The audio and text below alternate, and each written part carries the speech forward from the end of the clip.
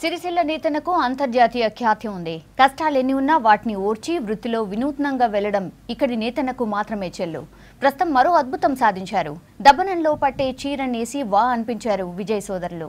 గతంలో ఉంగరం అగ్గిపెట్టెలలో పట్టేంత చీరలు నేశారు ఈ అన్నదమ్ములు. 5 మీటర్ల పొడవు 30 గ్రాముల బరువు ఉండే ఈ చీరను దబ్బన నుంచి బయటకు తీశారు. ప్రభుత్వం చేయూతనిస్తే మరిన్ని అద్భుతాలు చేస్తామంటున్నారు.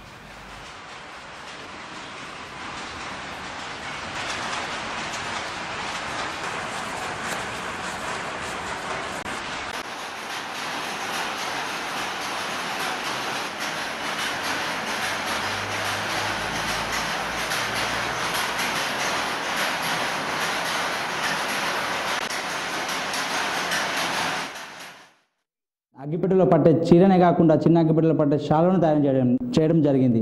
అంతేకాకుండా పోయిన నెలలో ఉంగరంలో దూరే చీరనే పూర్తి పట్టుదారంతో ఎంతో కష్టించి చేయడం జరిగింది. అదే స్ఫూర్తితో ఆ చేనేత కళామాత ఆశీస్సులతో మళ్ళీ మా తండ్రి గారి దీవెనలతో మళ్ళీ ప్రయోగం చేయాలనే ఉద్దేశంతో సూది ఆ తెలంగాణ భాషలో దబ్బనంలోకి దూరే చీరను పూర్తి పట్టు చీరను తయారు చేయడం జరిగింది. 10 రోజుల వ్యవధిలో దీన్ని తయారు చేయడం జరిగింది. దీన్ని పూర్తి పట్టుదారంతో చేనేత మొగ్గంపై తయారు చేయడం జరిగింది. దీన్ని 10 రోజులు కష్టించి చేయడం జరిగింది. దీని పూర్తి బరువు 30 గ్రాములు, కేవలం 30 గ్రాములు ఉండడం దీని విశేషం.